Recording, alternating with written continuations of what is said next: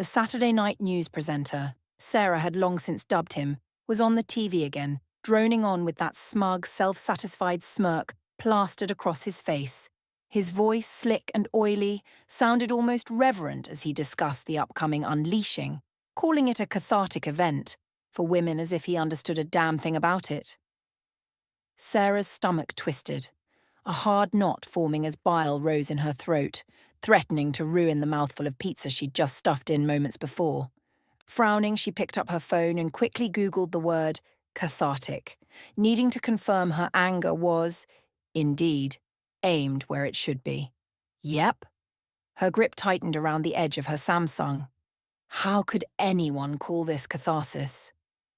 The word grated against her ears, each syllable delivered with an undercurrent of something far more sinister. She could almost feel his satisfaction, that sickening pride radiating from the screen. Cathartic? Yeah, right.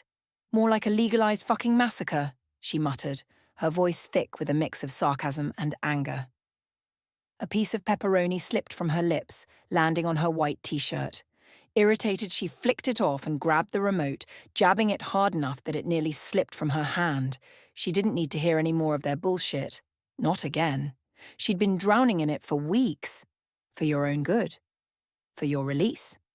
The same hollow slogans echoed across every channel, looped endlessly on social media, and plastered across billboards looming over every street corner.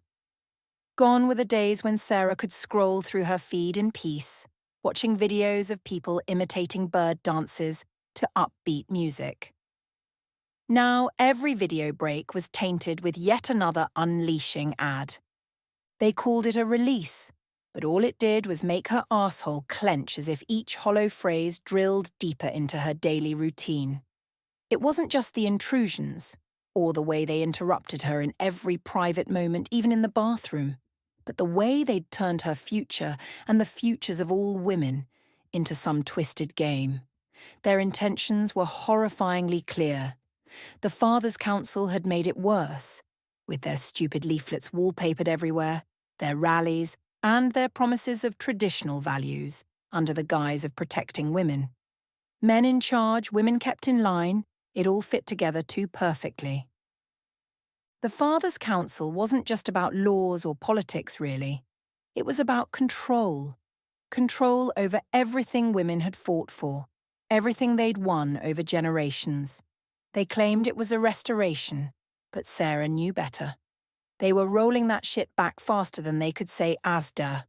And the unleashing, with its promises of freedom, felt like the final nail in the coffin. The council had made it clear that women were to be protected, but their answer to pushback when women felt the chains were too tight was to, what? Make them as vulnerable as possible under the guise of freedom. She remembered passing a faded poster peeling from a lamppost earlier that day, bold black letters against a blood-red background. Restore order, restore family, vote Fathers' Council. Beneath it, someone had scrawled traitors in skirts, in black marker.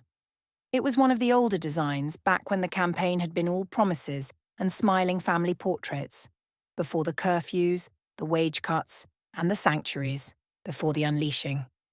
The people knew better now, but it was too late.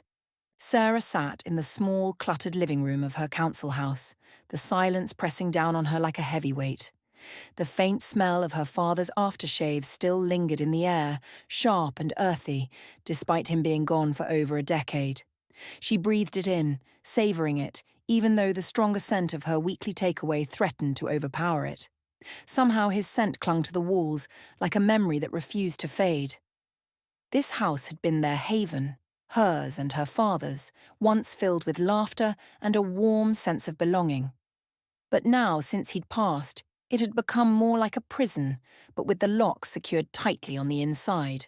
The world outside had shifted, growing darker and more hostile, but within these walls, she could still feel a remnant of safety, even as loneliness crept in, cold and relentless. It was the only place that still made her feel connected to him, the last true refuge where the memories felt close enough to touch. Here, With the echoes of his voice and the faint trace of his scent, she could almost believe he was still with her, a guardian over her shoulder. Her dad had been her rock, her guide, and he'd taught her everything he knew about surviving in this brutal, unforgiving world. Women can do anything men can, he'd always said, his thick Geordie accent rising with a fierce pride, standing taller than anyone in the room. And if anyone says you can't, tell 'em to go fuck themselves. Sarah smiled, hearing his voice in her mind so clearly, imagining that familiar chuckle that always followed. She could picture him standing there, laughing in the face of a world that wanted to keep them down, his defiance so ingrained that it had become a part of her. A small, sad smile tugged at her lips, but it vanished as quickly as it came, the weight of her thoughts pressing it back down. Her father was gone, and the world was only getting worse, sliding into something he would have never imagined. "You should have seen this coming, Dad," she thought, a bitter edge creeping into her thoughts. How could he not have known? He'd prepared her for so much, but not for this. The government was tightening its grip on women, and with each passing day it felt like Sarah was being squeezed harder. The laws, the surveillance, the rules, everything. The men in charge, the ones who'd built this hellhole, were just getting more brazen. And this, the unleashing, was their way of proving they were in control. The Fathers' Council had successfully convinced enough people that protecting women's safety meant stripping away their rights and dictating what they could and couldn't do. The Council's promises of safety and traditional values had been so appealing to many. It was all too easy for men to believe in the nostalgic myth of a single-income household, where they could be the breadwinners, the protectors. But it was more than that. To the Council, a woman's place was in the home, upheld by a man's control. They sold it as stability, but Sarah knew what it really meant. A woman, dependent, trapped, to be kept in line by the very people claiming to protect her. Not even a year ago, there were charities dedicated to supporting women out of exactly this situation. They offered real freedom and hope. The Fathers' Council wasn't offering freedom, they were offering chains. She slumped back on the couch, a deep ache forming in her chest, as she thought about all the ways he'd tried to keep her safe, the lessons he'd passed down. But not even he could have foreseen a world so dark, a society so twisted, that it could imagine something like the unleashing and dress it up as a favour for women. "Fucking sick!" she spat. It wasn't just the brutality of the event, it was the way they tried to dress it up, the euphemism. The way they called it a release when they knew damn well it would be a bloodbath. It was presented as a way for women to be free to do whatever they liked again for one day, seek medical help without permission, choose tampons instead of pads without permission, steal a year's worth of fucking birth control without permission, do all the things that have been completely stripped from them for almost a year. 24 completely lawless hours, no punishment for any crime committed for one day only. But it wasn't just for women. There's the twist, no law for them meant no laws for men. It's not like they needed more encouragement. It was that kind of sickening, twisted logic Sarah couldn't stomach. They were throwing women to the wolves and calling it an act of mercy. There was going to be a release, all right, but it certainly wasn't for them. Sarah's hands gripped the armrest of the couch. It wasn't just the unleashing that had her feeling like she was losing ground. It was everything. The rising fear in the streets, the quiet whispers, the sense that sooner or later, it would be her turn. She would make sure it wasn't, though. She wasn't about to sit around like some fucking helpless doll waiting to be controlled. She had been raised better than that. She stood up, agitated and suddenly restless. She paced, taking long strides across the room. Her dad would have wanted her to fight. He'd never want her to sit in a corner and let this happen to her, to women in general. "You taught me how to fight, Dad, and I'm not backing down." She glanced at the leather jacket hanging by the door, her father's old one more than just a piece of clothing. It was a relic, a symbol of everything he had taught her, everything he had been. She'd worn it for the first time when she was 19, the day he'd died. She had kissed his cooling forehead goodbye and picked it up from the hospital chair he himself had hung it up on 6 weeks earlier. The jacket was heavy and stiff with age, but it had always fit him perfectly, tailored by time, by work, by life. The kind of jacket that showed you weren't trying too hard, but it still made an impression. It was a deep, worn brown, the colour of a forest in autumn, the leather creased in all the right places, soft where it had been broken in and stiff where it still held onto the shape of the man who'd worn it. The sleeves were slightly too long for Sarah's arms, but she didn't care. She liked the way the cuffs hung over her hands when she slipped it on, like a shield, like armour. Safety smelled musky, like tobacco and whiskey, with a hint of Old Spice and the faint smell of leather cleaner. It was like a faint echo of him, like a ghost she could wear. She found comfort in it, even though it made her chest tighten sometimes. Even when cancer had drained the life out of him, even when he had withered and faded, that jacket remained. It was his last bit of defiance, the last part of him that couldn't be touched by the illness that took him. It wasn't just a jacket. It was a part of who she was, a reminder that no matter what this fucked-up world threw at her, she had his strength inside her. It was her armour now. It was the last thing that felt real. And for a second, she thought about just throwing it on and going out and maybe finding something to take her mind off the chaos. But she knew better. With a deep sigh, she gently stroked the leather and returned to the sofa. Sarah picked up the slice of pizza again, but her appetite was gone. The cheese was cold now, congealing in a greasy clump that made her stomach churn. She stared at it for a moment, the way the pepperoni had curled up at the edges, and then set the half-eaten slice down. It wasn't that the pizza was bad. It was just that right now, she couldn't swallow anything. Not after everything she'd been thinking, not after hearing the same twisted words over and over, release, freedom, for your own good. With a frustrated groan, she got up once more and crossed the room. Her fingers trailed along the edges of the door frame as she went to check the locks. 1, 2, 3, too many. But it never felt like enough. The sliding deadbolt clicked shut with a finality that echoed through the empty house. Her father's voice lingered in her mind, telling her to be smart, to lock up tight, and to never trust anyone out there. Even the good ones. Even the ones who were supposed to protect you. The last lock slid into place with a mechanical clink, and she pulled the chain tight, double-checking. Satisfied. With her fingers still on the lock, her mind drifted back to 2 hours earlier when she'd gone down to Mario's pizza place to order in person. She'd only wanted to grab her favourite meal, pepperoni with extra cheese and olives, but the experience had left her bristling. The man behind the counter, someone she vaguely recognised as the new owner, had barely looked up as she placed her order. His words had dripped with judgment. "You sure about pizza, miss? Maybe you should ask your husband if that's a good idea." His tone was filled with a casual, condescending smugness as he eyed her from behind the counter.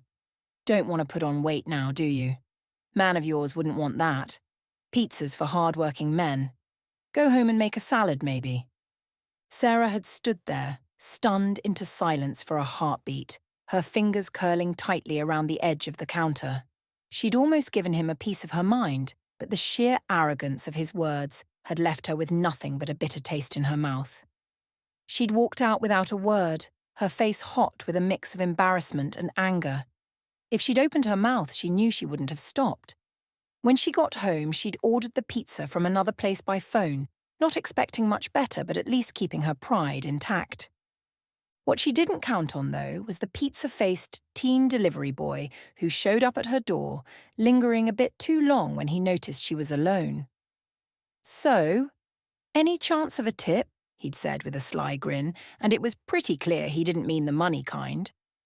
Sarah snapped the door shut, probably missing his face by millimetres, and flicked the locks fast enough to echo through the empty room. A muffled "bitch" could be heard through the safety of her door. "Spotted dick," she muttered to herself as a reply, feeling her stomach twist with the same indignation as before. Her fingers tightened around the deadbolt as she snapped back to the present. She slipped the lock open and slammed it closed again, the sound harsh in the silence. As if the force could somehow drive the memory away, bury the anger that still simmered, restless and sharp. With one more glance around the living room, she flicked off the lights. The darkness rushed in like a breath held too long, and a cold, primal itch prickled down her spine, urging her to move faster.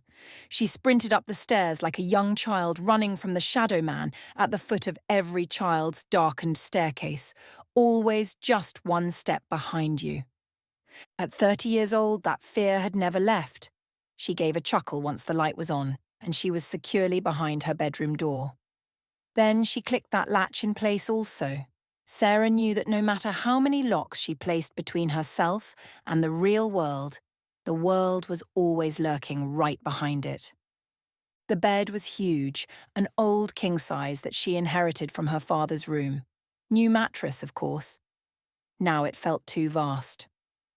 She kicked off her Crocs and climbed in, wrapping herself in the heavy blankets. The emptiness of the room seemed to press in on her from all sides. It wasn't the first time she'd crawled into that bed alone, but it never got easier. She buried her face in the pillow, the cool brushed cotton against her skin. She wanted the comfort of another body next to hers, wanted the warmth of a man's arms, to feel the prickle of little hairs against her cheek as she drifted off to sleep. But that kind of closeness didn't feel safe anymore. The world was too unpredictable, too dangerous. Sarah wasn't new to the world of inequality, but it had been a recent addition to her life. She'd spent most of her younger years sheltered from the harshness of the world, her father always there to protect her. He'd taught her the value of standing tall, of fighting back when the world tried to keep her down. But he'd also shielded her from most of the dirty work, the kind of unfairness that most women had to deal with on a daily basis. His reputation preceded him when he was alive, and it sheltered her even when he wasn't with her. There were no catcalls in the street, no disrespect in the pubs. She lived in a bubble of his making. Oblivious. The one boyfriend she'd had in her 20s, a relatively decent guy, had proven to be more interested in hopping between countries with only a backpack for company than in building anything that resembled a life partnership. She didn't mind, though. She'd always had her father's voice in her head, telling her to be independent, and besides, she really hated his cat, the ginger prick. Recently, things had started to shift.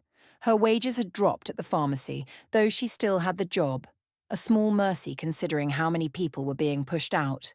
The work itself had become emotionally harder too. The rules around sales were more stringent now, with quotas that felt more like commands than suggestions.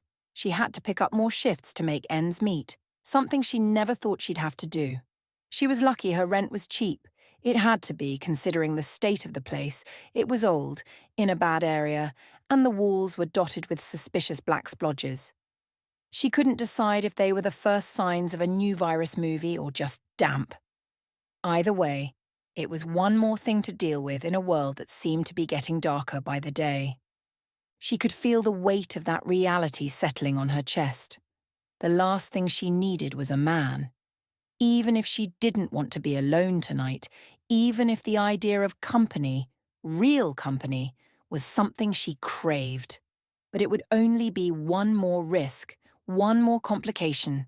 No one could differentiate between ally and enemy anymore, so instead she lay there in the silence, her hands curled into fists under the covers, and tried not to think about the chaos of tomorrow, of the world outside her window, of the things that could come creeping through her door. Hi everyone, thanks so much for listening. That was the first chapter of my new novel, What Remains of Us. The full novel is available to buy now on Amazon and it's free to read with Kindle Unlimited. You can also find it through most good online retailers. I've popped the links in the description below. I'll be posting the entire book here, chapter by chapter, so you can listen to the whole thing for free. This channel is something I'm building in my spare time, with the hopeful hope that one day I can turn my writing into a full-time career. Everything you hear is written by me, and if you'd like to support the journey, I've set up a Patreon too, links in the description. Thanks again for being here. If you enjoyed the story, please consider liking, subscribing, and sharing.